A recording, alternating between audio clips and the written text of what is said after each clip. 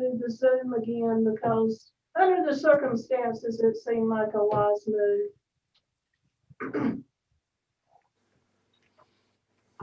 Well, I'm not sure if Mike is available or not, but we've got enough to go ahead and get started. So how about we go ahead and get started? How about we go ahead and get started? Alrighty then. Let's see, let me look at the agenda. So apparently no public comments. Has everyone had a chance to review the meeting minutes from November the 9th? And now, do you all want to agree to, when we go off of the live YouTube, for me to read the closed session, or do you want to wait until we meet in person?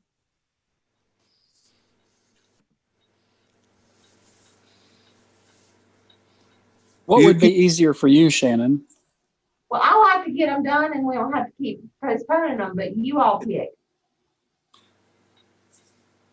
I'd say it'd be all It's right my- just go ahead and read them to Yeah. us. Yeah, I do too. Off So live. when we get through with the normal agenda, we'll go back and do the closed session, okay? Or do you do it then open all together at the end? That'll be fine. Okay. Okay, so we'll just wait on approving these minutes until Shannon can give us the closed session minutes in these, and then we'll do them all in one fell swoop. Okay. I like it. All right. Are there any additions or deletions to the agenda as it stands? If not, may I have a motion to approve the agenda for today? So move. I second. Okay, all in favor? Aye. All right, fantastic. And we'll move right on to directors' reports. And the item of the hour, I believe, the COVID debrief. Excuse me. Yeah, I didn't think there was anything else quite as important for us to deal with today as to talk about the COVID and how's it affected our agency. One of the things that I wanted to do was like a debrief so that we can go back and learn from this experience and anything that we think we need to consider moving forward. When we started with COVID back in March, April, whatever it was, at that time, I went ahead and said for our CPS and foster care staff that they should start working from home, which is what a lot of agencies throughout the state were beginning to do. And because you all had approved for them to have those tablets, they were able to work from home and still be able to log in and do their work. They still were able to do their visits with their families. A lot of the foster care visits were virtual by order of the state, and a lot of the court processes are still virtual. They shut down the courts again just this past week, so they do everything through Zoom or through Teams or WebEx or whatever. The goal in doing that and having them work from home was that I didn't want all of them in the office at the same time and having them all come down sick at the same time, which was pretty prophetic. Considering what we've dealt with here in this building the last couple of weeks. We've had 2 positives in the CPS, but they were not traced back to within the agency. They were community spread type of things that But because they were all, not all in the agency at the same time, they didn't all get sick at the same time. And so what we've been doing is to have at least 2 people in the office for CPS and foster care every day for on-call and backup and for any immediate need that we may have. Otherwise, everyone is still working from home for those folks. We weren't able to do that with the folks over here, basically because we just didn't have the equipment. Some agencies actually sent everyone home with their desktop computers and their desktop monitors, and I made the decision not to do that because I felt like that equipment is not made to be moved and moved back and forth and that type of thing. And Truman and I talked about it, and I made the decision that we're not going to send these desktop computers home with people. So we ended up having people in the agency. We did alter schedules. We've got some people coming in at 6 in the morning, leaving at 2:30 or 3. We've got people who are coming in a little later. Some people are working half days because of their child care situations. But that's what we've done over here, and that's part of the problem that we've identified, is that we do need to look at our equipment and what we can do as far as supporting our people when we have something like this and they need to work from home.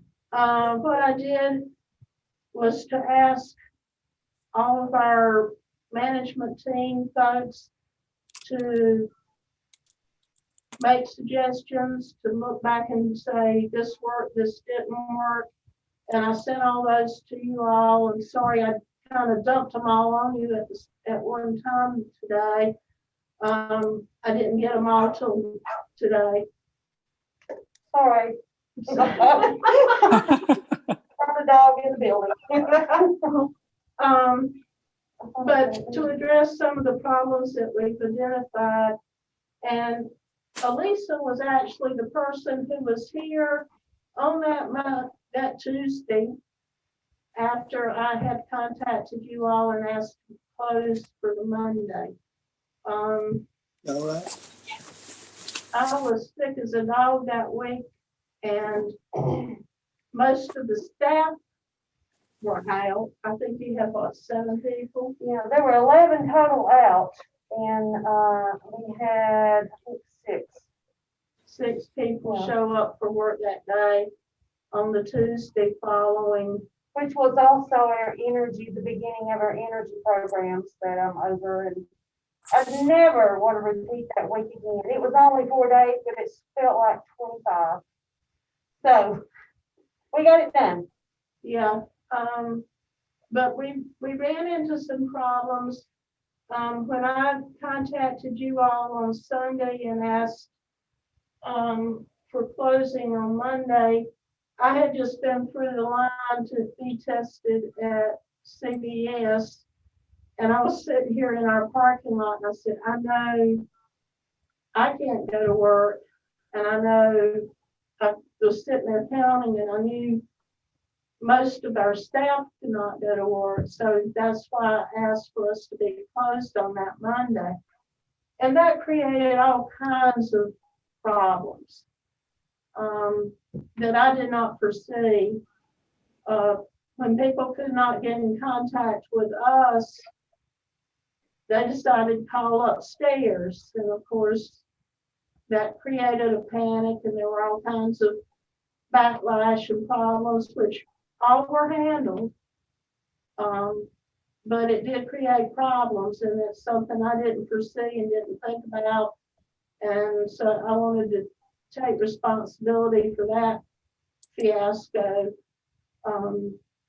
because it was a problem, but we needed, with us not having enough people, we needed to shut down for a day and regroup.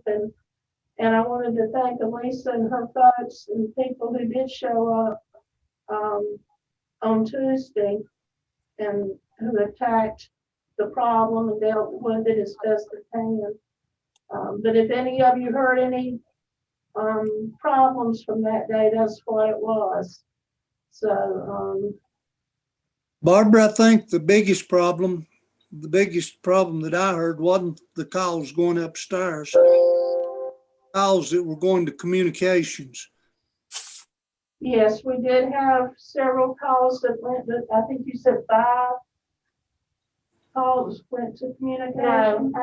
I don't know. There were, on Monday, I got a call from communications, because there was a lady standing down here. They said they had all kinds, their voicemail hadn't been changed.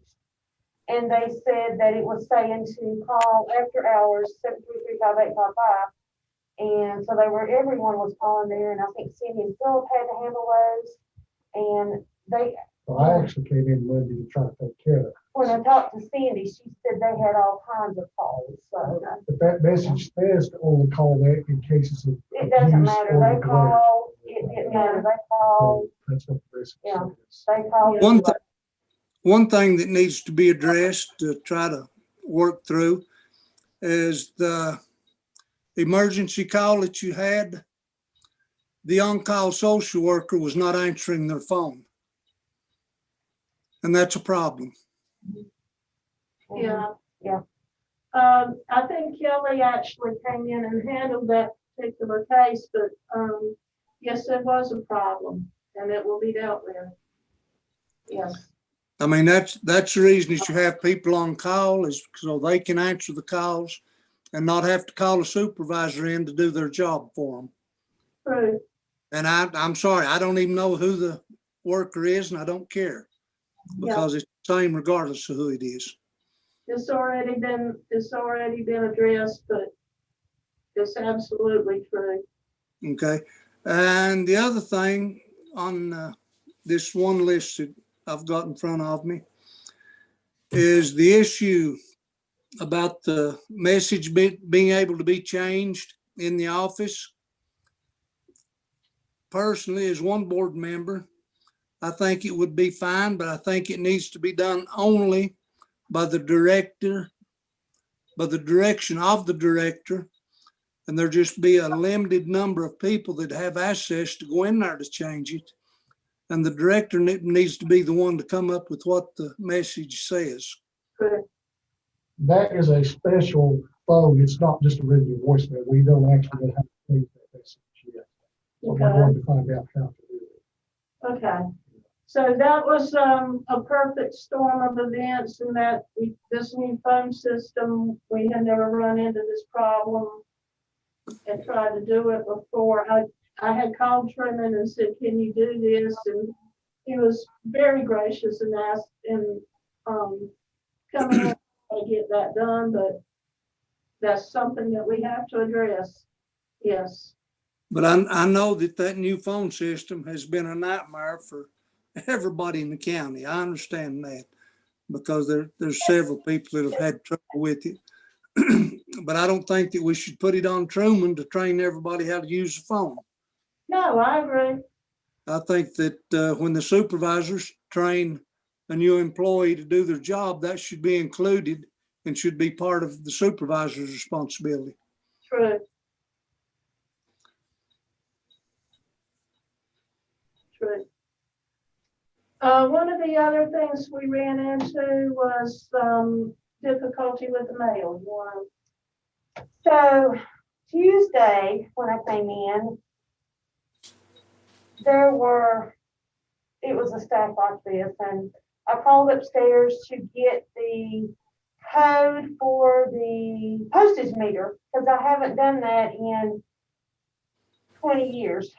So I was told that we were not allowed upstairs and to go to the post office and pay for it myself.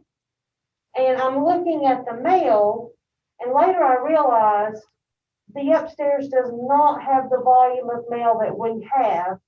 So I sent a picture to Cindy and Philip later so they could understand where I was coming from. There was some tension there that morning, which got worked out. And they told us that Philip took our mail that evening, he would take it and stamp it. And so far, we're still not allowed upstairs. We need our own postage meter. Yeah, took it to the post office and they said it won't go out today. Took it to the, Philip said, take it to the post office, let them stamp it.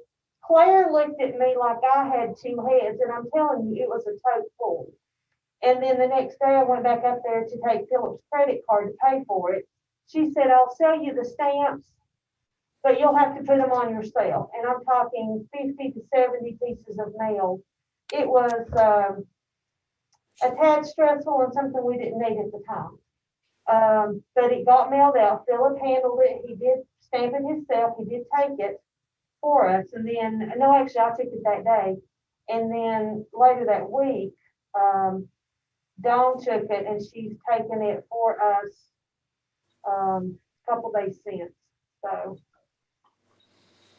But because of the deadlines that we have and response times that we have to be able to be sure that we send the mail out timely. So that is something that we'll be looking at in the budget as to whether or not we can reasonably get postage machine just for our agency so that we can assure that the mail goes out timely and we're not dependent on going upstairs when they won't let us up there. So Barbara, why could you not go upstairs? I was told that they did not want us upstairs. I guess because we were sick, had been sick. I don't know. You know, I had COVID too. It was a couple weeks before Thanksgiving, and my quarantine ended Thanksgiving Day. I hadn't had it as bad as anyone else, you know, like Barbara or Andrea or Shannon. I didn't even remember. But I don't know, other than we're not allowed upstairs, none of us here, but I see all other employees heading upstairs, some without masks. When I was answering the phone the other day, last week, 2 weeks ago, I finally had to shut the shade because I was seeing everybody coming and going and several without masks, several, I don't know. I can't answer that question, Lena. Is in this, I don't know if I'm getting to maybe what we were going to talk about in closed session, but is there no county policy on mask wearing? And I just don't, I saw that in several of the responses and I was just really flabbergasted that there's not any protocol for county employees. I mean, Masks have been mandated for some time. well, where is the, Enforcement of it. yeah. Who enforces that? I don't know. I'd say it'd be an individual. I mean, you know, you're talking about your employees. They should have enough integrity themselves to know what to do, what they've been told to do. True. Would be my thinking. I mean, you know, you're talking about adults.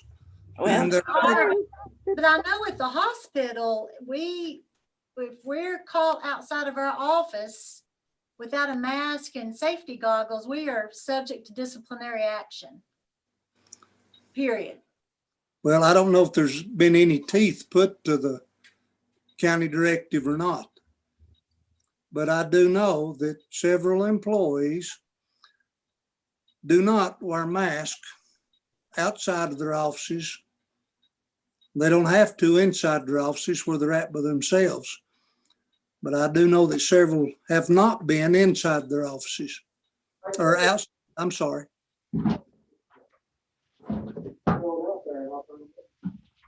Because believe me, with the other hat that I wear, if somebody's got something to complain about, I hear it.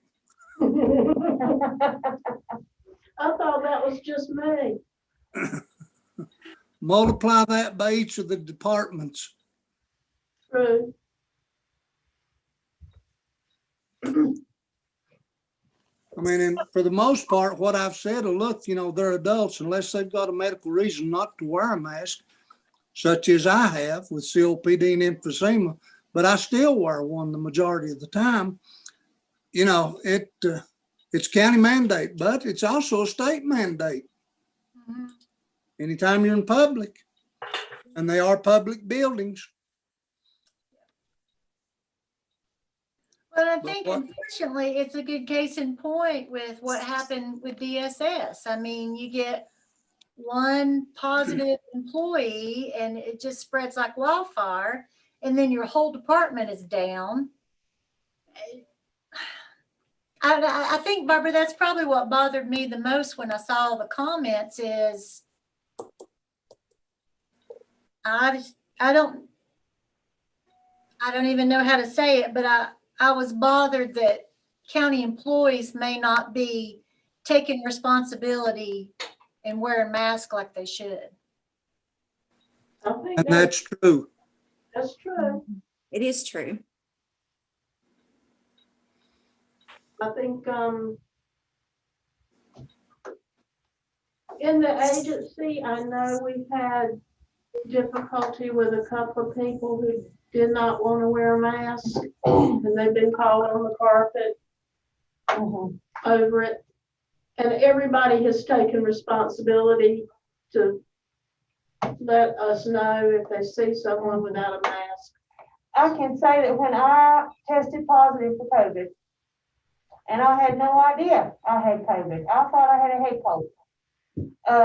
But none of my food stamp unit or workers got that from me. They all tested right after, and they were negative because they wore masks. They were diligent enough to wear their masks. So. I thank think goodness. that's one of the other problems that when I first got it, I thought I had a head cold. Mhm, mhm. I had no clue I had COVID until I started running the high fever and couldn't smell and couldn't taste. But initially, I didn't think I was sick. And I think that's probably the case with people who came in here to work that did not think their symptoms were that of COVID. They just thought they had a cold or an allergy or whatever. And so that's the other issue. It's a sneaky It is very illness. sneaky. So, did anyone else see anything in any of the notes that they wanted to bring up? The other issue we've had is the child care and dealing with that issue. Mhm. That's accounted for probably 3/4 of our absenteeism. Child care, schools being closed, children work, going to school remotely, whatever, and not having anyone to stay home with the children. Well, do they realize that December the 31st, that ends? That COVID time is expired at that point if it's not. I mean, we, the other board that I serve on, are trying to work out something to somewhat extend part of it to try to take care of our employees. But it will be something that will be hopefully harder for employees to abuse than what this has been, because there has been some terrible abuse to this. Not just from DSS, but from all departments. So Woody, I don't know, has there been some sort of like special leave or something with county employees? 80 hours. Oh, I And 132 county employees, full-time and part-time, have taken advantage of the leave time. Some have used less than their 80 hours. Some have used their 80 hours. Some have used more.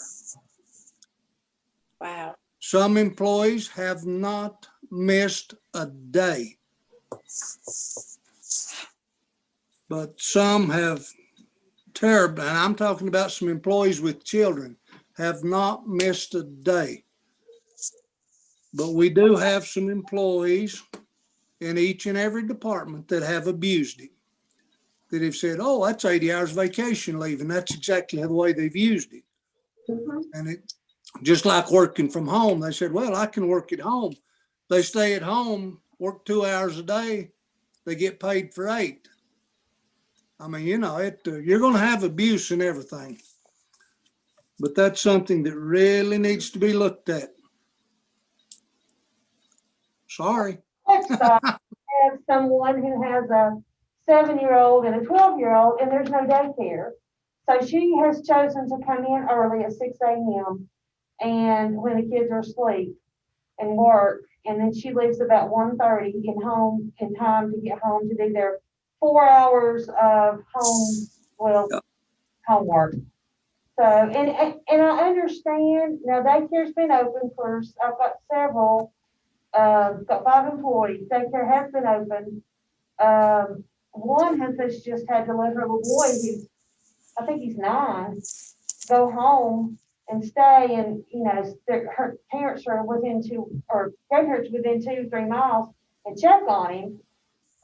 It's really stressful for these parents. Thank God I don't have a child right now, because yes, there's abuse, but I feel so sorry for these mamas trying to do their job, not lose their job, and take care of the kids. So there's 2 sides to it, and I just wanted to bring that to light with these moms. And you're right, I understand that. And it's being looked at from every aspect to try to take care of our employees, but to cut out the abuse. Right. I mean, and that, you know, we don't have to do anything. We don't have to give any time. But just with where we work and who we are, we're going to try to take care of our employees. I think the other thing is a lot of people use their time up and then they turn around and get sick. Mhm. So that's, you know, they don't plan well. In any event. Anything else? Yeah, I've got one thing that really bothers me. On this, where we were told what Mitchell and Yancey County were doing. I know very well about Mitchell and Yancey County's DSS. And I do not want us to mold ourselves after them, because I don't want the state in here taking care of DSS for us. And I personally would say, as a board member of DSS and as a county board commissioner, that any employee that thinks DSS and Mitchell or Yancey County is better than ours, then I think they should be welcome to put in an application over there. Because DSS and Avery County is head and heels above anything that the other 2 counties have. I think we are much better than both of them. I think it's also pretty common that we do check with other counties to find out how they're handling things. It doesn't mean that we're going to do what they're doing, but we do check, compare ourselves with other counties. That's why I was saying, I think Mitchell actually took all their desktops off their desk and sent them home with their workers. That's something I decided not to do. I did take it under consideration that they were doing that, but I decided not to do that. And, you know, I stand by that decision because I don't think that was a proper use of equipment. But yeah, most other counties are doing basically what we're doing. They're just doing their best. They've got some people working from home, some people on altered schedule. And we're just, we're doing what works best for Avery. But we're willing to recognize our shortcomings and to learn from them. And as I said in the beginning, you know, when I used to do hurricane responses, we'd sit down after every hurricane and say, okay, what did we do right? What did we do wrong? What did we screw up? And that's why I wanted to do this today. And we'll continue to do this to evaluate how we can improve things. One of the things we'll be doing is asking for more laptops in our budget, and probably asking for that stamp machine so that we can handle our own mail down here. And anything else that we can think of that'll make it easier and better for our workers should we run into this kind of circumstance again. Barbara, most of these things, in looking at them on these two lists, a whole lot of them are budget items. Yes, sir. And it, you know, they'll need to be addressed then if there's not COVID money available to take care of them, then they will be budget items. And I think, I can't help but think that what the board won't be very open with what we've gone through for the last 9 or 10 months to your budget. We intend to be as proactive as we can. And Barbara, one idea, what we're doing in our outpatient clinic, whenever our computers retire, we're replacing all desktops with laptops. So we don't even buy desktop computers anymore. And that way, if they need to travel, then we're already good to go. Truman and I had talked about using laptops with docking stations. Yeah. On the desk, and then they can just take the laptop with them. And that's what I had when I came here, where I was before. It works very, very well. So that would be our plan.